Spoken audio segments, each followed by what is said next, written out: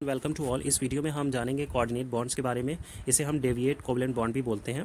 सबसे पहले डेफिनेशन देख लेते हैं। This is a special type of covalent bond in which both the shared electron are contributed by one atom only.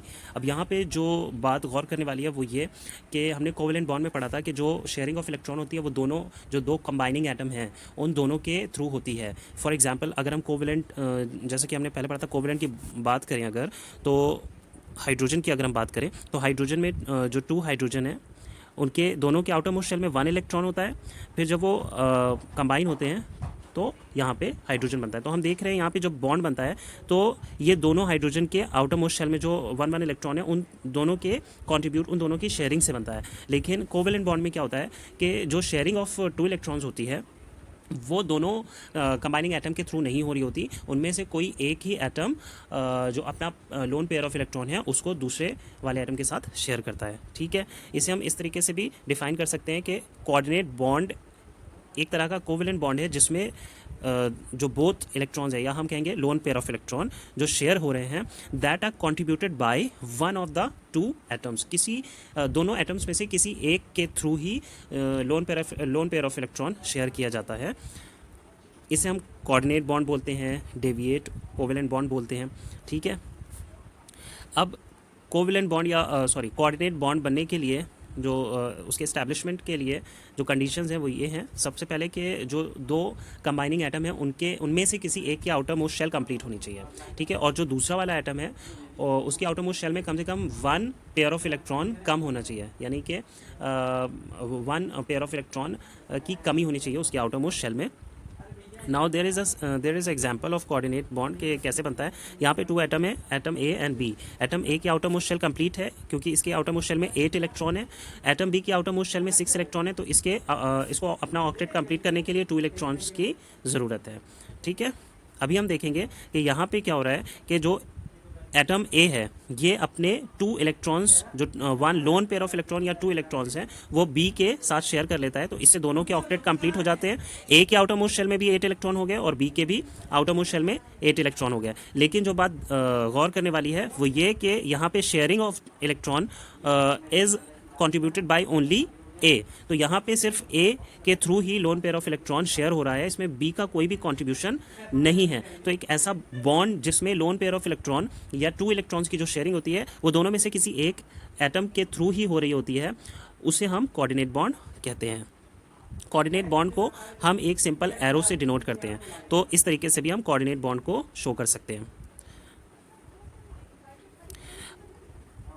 The next thing is coordinate bond में जो 2 atoms होते हैं उनमें से जो atom loan pair of electron को share करता है उसे हम यानी जो डोनेट कर रहा है उसे हम डोनर बोलते हैं, और जो लोन पेयर ऑफ इलेक्ट्रॉन को एक्सेप्ट कर रहा है उसे हम एक्सेप्टर बोलते हैं। इन द प्रीवियस केस इस केस में जो एटम ए है दैट इज डोनर और एटम बी इज एक्सेप्टर।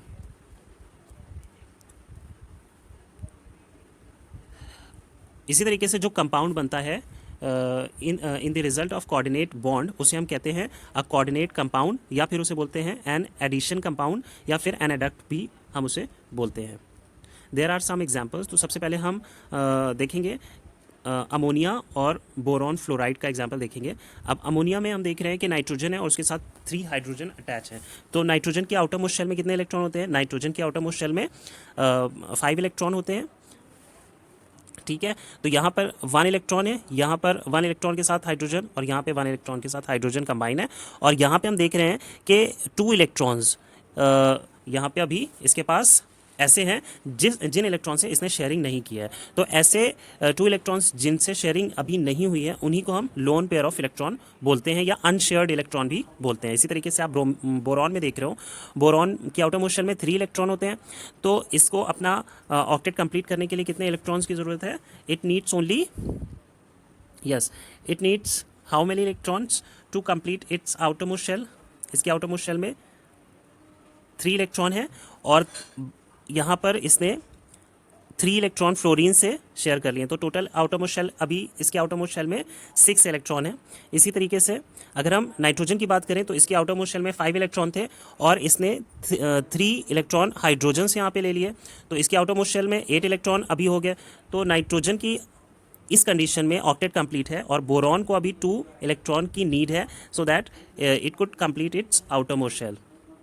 तो अभी क्या होगा कि बोरॉन अपनी 2 इलेक्ट्रॉन की कमी को कैसे पूरा करेगा, वो नाइट्रोजन के इस लोन पेयर ऑफ इलेक्ट्रॉन के साथ कोऑर्डिनेट बॉन्ड बना लेगा और उसे हम इस तरीके से शो करेंगे।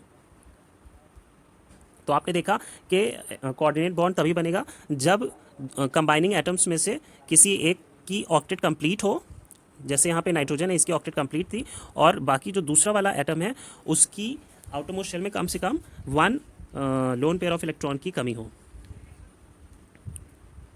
इसी तरीके से अब हम हाइड्रोनियम आयन का एग्जाम्पल देखेंगे।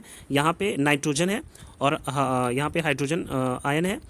नाइट्रोजन की आउटर मोस्ट शेल कंप्लीट है, जैसा कि मैंने पहले डिस्कस किया था। नाइट्रोजन की आउटर मोस्ट शेल में 5 इलेक्ट्रॉन होते हैं, 3 और ये 2 5, और बाकी 3 इलेक्ट्रॉन इसने हाइड्रोजन के साथ कोवेलेंट बॉन्ड से शेयर किए हैं। तो इसकी आउटर मोस्ट शेल में 8 इलेक्ट्रॉन है और इसकी ऑक्टेट कंप्लीट है। और यहाँ पर जो हाइड्रोजन आयन है, क्योंकि हाइड्रोजन की आउटर मोस्ट शेल में 1 इलेक्ट्रॉन होता है, और क्योंकि ये हाइड्रोजन आयन है और इस पर प्लस चार्ज है, तो इसका मतलब इसने ये इलेक्ट्रॉन भी डोनेट कर दिया है। तो इसकी आउटर मोस्ट शेल में एक भी इलेक्ट्रॉन नहीं है, और हाइड्रोजन को अपना ऑक्टेट कंप्लीट करने के लिए 2 इलेक्ट्रॉन की नीड होती है। तो ये अपने ऑक्टेट को कंप्लीट करने के 2 इलेक्ट्रॉन कहाँ से लेगा, ये इसी लोन पेयर ऑफ इलेक्ट्रॉन के साथ शेयरिंग करके हाइड्रोनियम आयन फॉर्म करेगा। ठीक है, और इसे हम इस तरीके से शो करेंगे।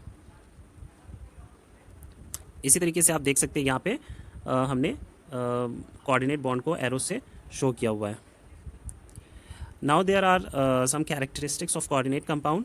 तो कोऑर्डिनेट कंपाउंड की मेल्टिंग और बॉइलिंग पॉइंट हाई होते हैं प्योरली कोवेलेंट बॉन्ड से, यानी कोवेलेंट बॉन्ड जो हमने इससे पहले पढ़ा था उससे कोऑर्डिनेट बॉन्ड के मेल्टिंग और बॉइलिंग पॉइंट हाई होते हैं, लेकिन आयोनिक बॉन्ड से इसके मेल्टिंग और बॉइलिंग पॉइंट लो होते हैं। इसी तरीके से जो कोऑर्डिनेट कंपाउंड्स हैं वो पोलर सॉल्वेंट में सॉल्यूबल होते हैं, स्पैरिंगली सॉल्यूबल होते हैं, लेकिन जो नॉन पोलर सॉल्वेंट हैं उनमें ये रेडली सॉल्यूबल होते हैं। So this was a short introduction of coordinate bond. I hope that it will help you. Thank you everyone.